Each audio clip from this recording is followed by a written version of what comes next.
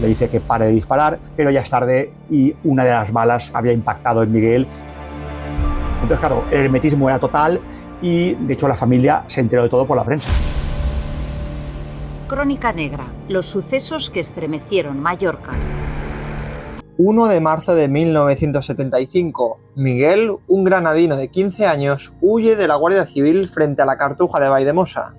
Un disparo acaba con su vida y durante décadas su familia no supo oficialmente por qué. Una semana más nos acompaña Javier Jiménez. ¿Qué tal, Javier? Hola, Guillén, ¿cómo estás? ¿Todo bien? ¿Qué sabemos de aquella madrugada? Pues mira, realmente lo que trascendió a la prensa pues fue una información muy sesgada y muy limitada, porque realmente nunca hubo una información oficial sobre lo que había ocurrido. Supimos que Miguel, que era un joven, como te has dicho, granadino, de 15 años, menor de edad, que trabajaba en un hotel en Mallorca, estaba con un amigo acompañado esa madrugada, un amigo llamado Antonio, y que al parecer ambos estaban preparando o planificando un robo en el pueblo. Para aquellos que nos escuchan desde fuera de Mallorca y no conozcan Valldemosa, Valldemosa es un pueblo muy bonito de la Serra de Tramuntana. Actualmente es un pueblo muy turístico, es un pueblo pequeño, pero en aquellos años 70, no dejaba de ser un pueblo bastante tranquilo. Sí, efectivamente, era un pueblo que tenía una población pues muy limitada, muy contenida, había muchísimo menos turistas que hay ahora y realmente, en verano se animaba un poco el pueblo, pero en invierno era un pueblo muy tranquilo e incluso casi fantasmagórico. Hace mucho frío, en aquella época más todavía. Se ve que la llegada de este joven, que no era mallorquín ni de Valldemosa, pues llamó la atención de la Guardia Civil y parece ser que lo tenían medio vigilado porque no se fiaban de él. Como has explicado, Miguel venía de Granada. Había llegado para trabajar en un hotel. Es verdad que la isla, quizá Valldemosa no tanto, pero la isla, especialmente las zonas más costeras, sí que empezaba un poco la actividad turística. Sí, él llevaba unos 46 días en Mallorca y su intención, como hacían muchos granadinos que llegaban a Mallorca, era pues contratarse en la hostelería, ¿no?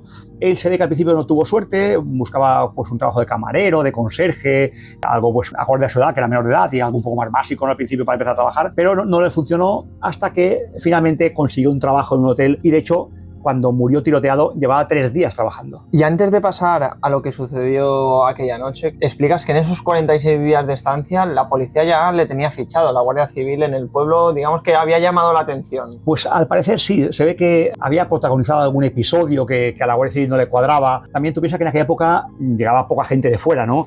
Y más en un pueblo tan pequeño como Valldemosa, pues enseguida la presencia de un forastero, que decían entonces, no de un forastero, pues llamaba mucho la atención, ¿no?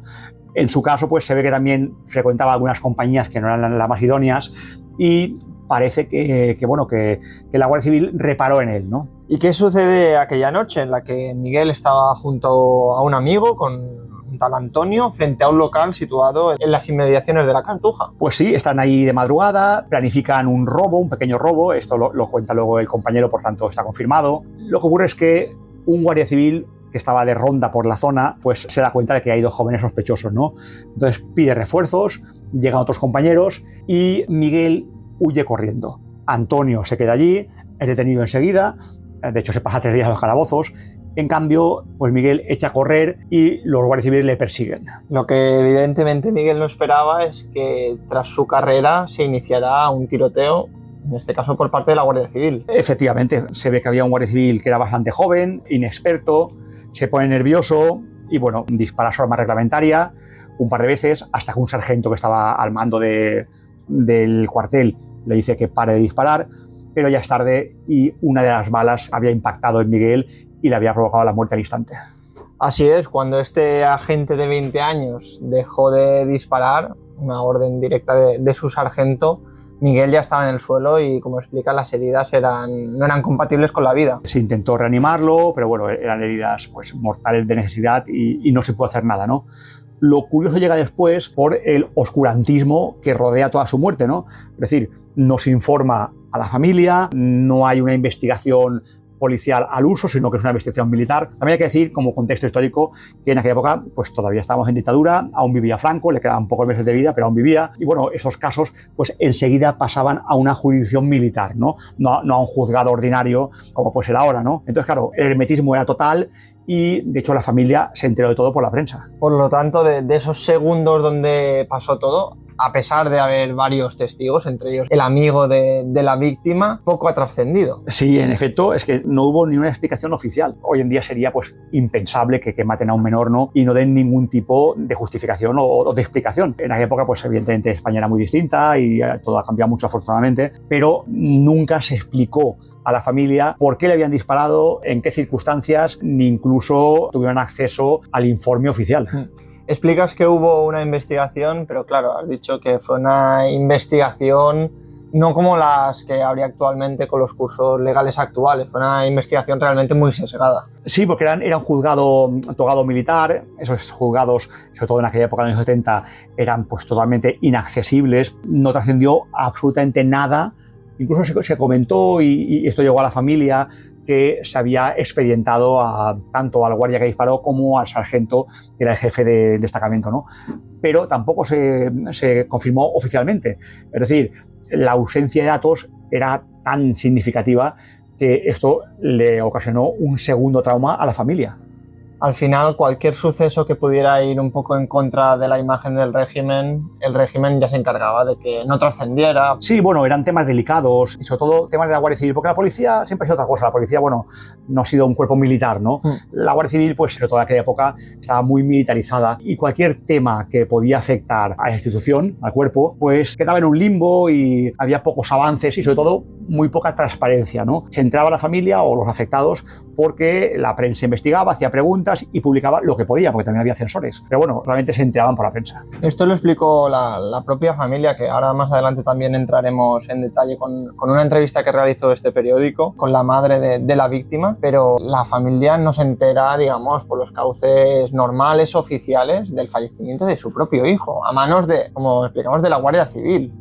Sí, y esto es realmente algo que dejó a la madre pues totalmente horrorizada, ¿no? María, que era la madre que luego, bueno, vivió en Marratxí, o en Pórtol, esta mujer se quejaba de que nunca le habían dado ningún tipo de información oficial sobre lo ocurrido.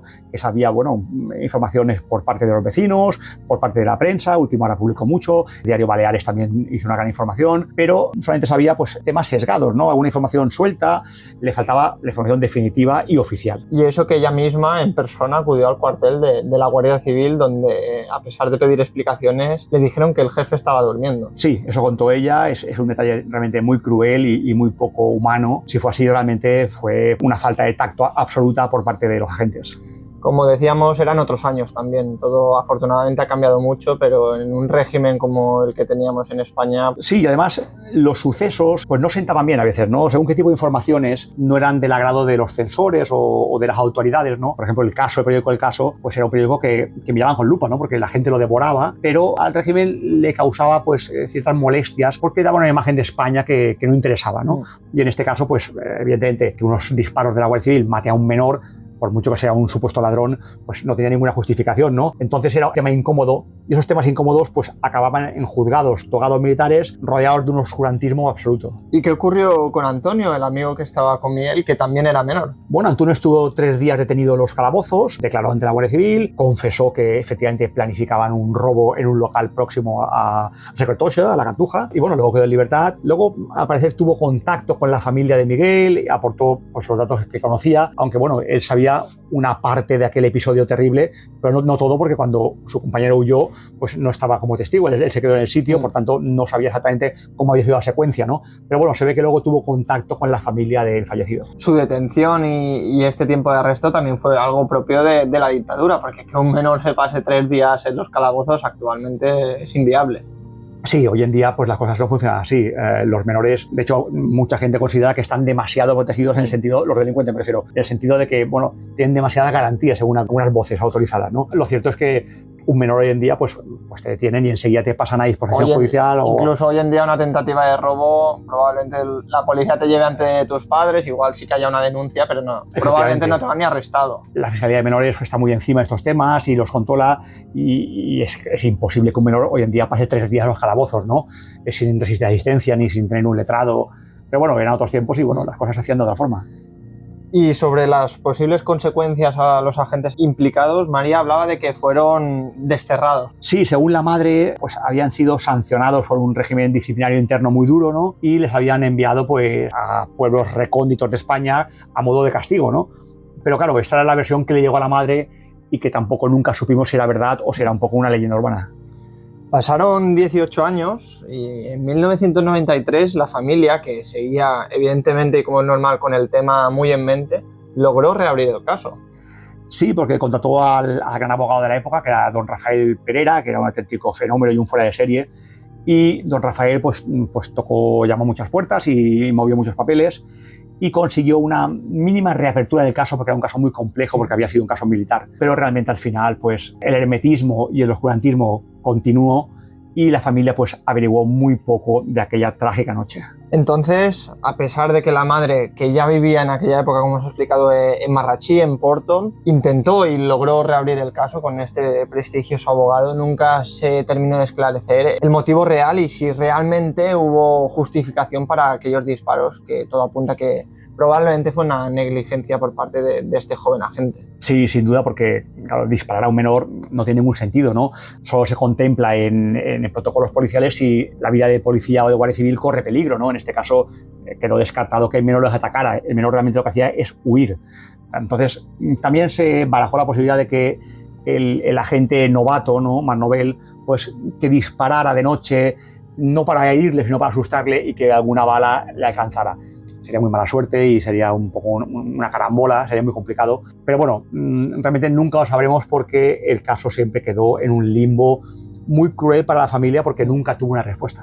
Fue uno de tantos casos que ocurrieron durante el franquismo y que desgraciadamente, a pesar de muchos esfuerzos y de toda la lucha por la memoria histórica, es difícil todavía hoy destaparlo. Bueno, en este caso en concreto, pues prácticamente imposible que trascienda algo. Yo no sé si la madre vive, no tengo ni idea. Sería muy mayor si viviera, pero no lo sé. Pero bueno, yo imagino que la familia pues seguirá buscando justicia, aunque es un caso enquistado ya de una forma que es prácticamente imposible que alguien arroje luz. Miguel llegó a Mallorca buscando una vida mejor. Murió 46 días después, con solo 15 años, y su familia nunca se dejó de preguntar por qué. Medio siglo después, aquella noche sigue llena de silencios. Javier Jiménez, muchísimas gracias. Guillermo, un placer, muchas gracias.